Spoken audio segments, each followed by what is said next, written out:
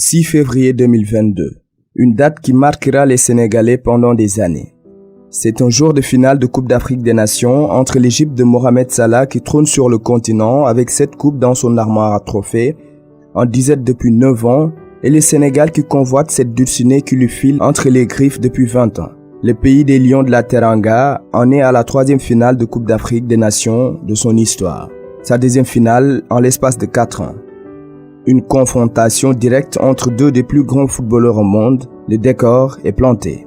Plus qu'une simple finale pour le Sénégal, c'était l'occasion de se mettre à la page après la désillusion de 2019 et l'occasion de se défaire de cette lancinante image de poule d'or. Le pays de Diouf, Henri Camara, Pape Bouba Diop, de Kalidou Fadiga ou encore Sadio Mané avait souvent beaucoup d'espoir porté sur lui, mais décevait à chaque bond.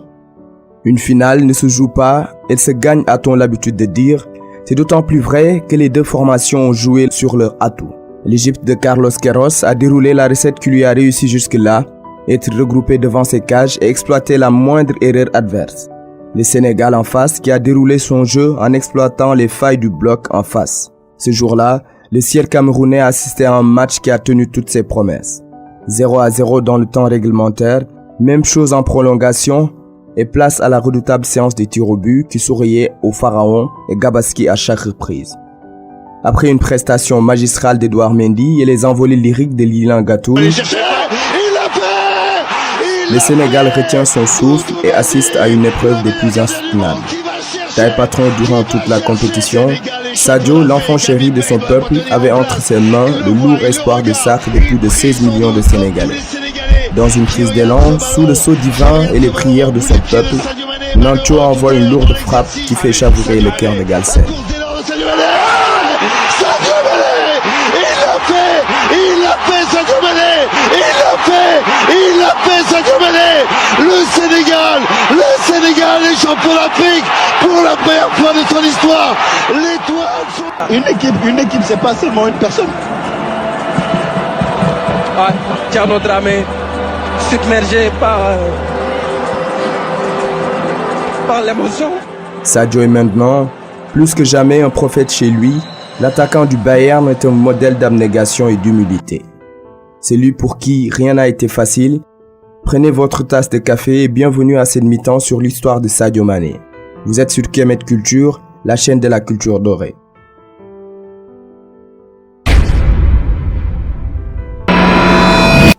Bambali, c'est ce modeste village qui a vu naître un prodige du ballon rond. C'est lui qui s'est tracé un destin tortueux pour pouvoir fouler les ronds centraux des plus grands stades du monde.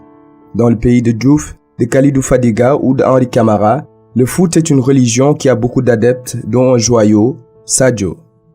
Tout petit, ce jeune qui vit à des milliers de kilomètres de Séoul et Tokyo est épris de football. Teinter le cuir est son passe-temps, son objectif, devenir footballeur professionnel, passer à la télévision, ressembler à ses idoles Ronaldinho et El Hadji Diouf. Dans ce petit coin enclavé au sud du Sénégal, devenir footballeur était un pari de géant.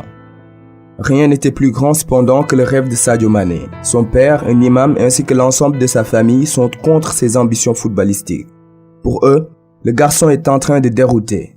D'ailleurs, à l'âge de 15 ans, ce dernier tente une fugue quittant son village pour rejoindre Dakar, la capitale à plus de 300 km, dans l'espoir d'y faire ses preuves avec le ballon rond et taper dans l'œil d'un recruteur, Manu Militari. Celle-ci sera un échec. Face à la détermination de l'adolescent, ses parents n'ont eu d'autre choix que de le laisser cette fois-ci, sous leur bénédiction, rejoindre la ville. Sadio, avec des chaussures usées et un maillot délabré, tente l'aventure à Mbour, l'une des plus grandes villes du football au Sénégal. Comme toujours, il devra batailler pour être plébiscité. Il tape à l'œil d'un recruteur qui l'engage à l'AS Génération Foot, un club de Dakar. Sadio hisse le club en 2e division et aussitôt, c'est le cap sur la France à 16 ans. Direction la Moselle pour un contrat stagiaire de 1 an, le jeune prodige fait aussitôt sensation au FC Metz. Durant l'été 2012, Sadio est parmi les acteurs du joli parcours du Sénégal dans les Jeux Olympiques de Londres. Moins en vue que des joueurs comme Moussa Konaté, Sadio se démarque néanmoins par sa grande palette technique, ses dribbles chaloupés et sa percussion qui donne le tournis. Des capacités exceptionnelles, probantes qui ne passent pas inaperçues aux yeux des recruteurs du FC Salzbourg. En Autriche, Sadio s'affiche. Titulaire indiscutable, il est l'artisan majeur des 2 sacres consécutifs du club en championnat avec pas moins de 45 buts et 32 passes D en 87 rencontres. En seulement 2 ans, il séduit et met dans sa poche les supporters grâce à son ADN Samba et des dribbles déroutants. Il se révèle aux yeux de l'Europe, du monde et des clubs anglais qui se le disputent. C'est finalement Southampton qui s'adjuge les services du natif de Bambali.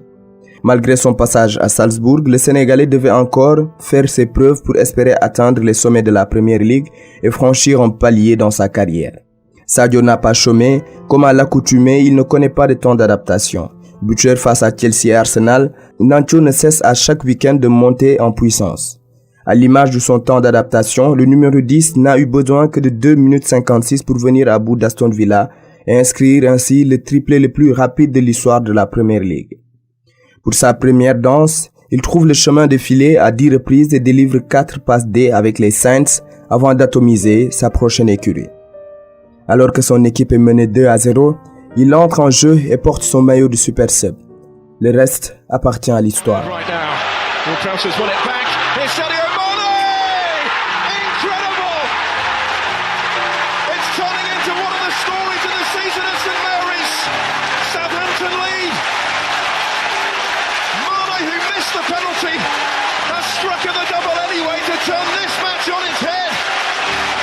Tel un mirage, il fait chavirer les navires rouges et permet aux Saints de s'imposer 3-2.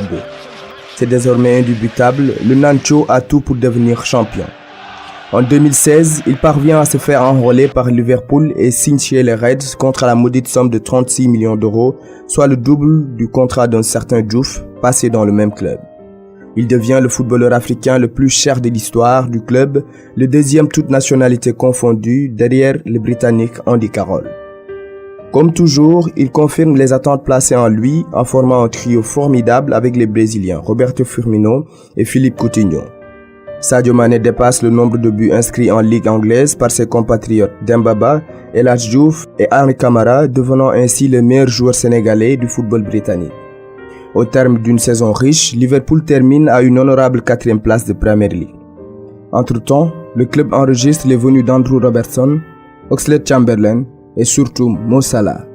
L'arrivée de ces renforts a un impact positif sur l'équipe qui se bonifie et devient l'une des meilleures en Europe. Une frustrante 2e place derrière Man City en championnat et l'échec en finale face au Real de Madrid font tâche pour cette folle saison du prodige sénégalais et les Reds. C'est une saison qui n'est récompensée par aucun titre. Malgré sa saison correcte, 10 buts en sélection, 10 en championnat et au-dessus de la gondole, une bonne Coupe du Monde, Sadio ne voit toujours pas ses efforts récompensés par un titre. Le destin continue à jouer la même sérénade aux gamins de Bambali. C'est au bout de 2 ans d'abnégation que surgit l'embellie. Champion d'Europe en 2019, champion d'Angleterre en 2020, le Sénégalais réalise ses 2 saisons les plus prolifiques avec les Reds. Il devient un attaquant de classe mondiale sanctionné par un ballon d'or. Un ballon d'or qui voit son lustre entaché d'une défaite amère en finale d'Afrique face au Fennec mené par un certain Riyad Mahrez. À l'image de sa vie, toutes les difficultés et amertumes se transforment en bonheur pour celui qui est parti de si bas.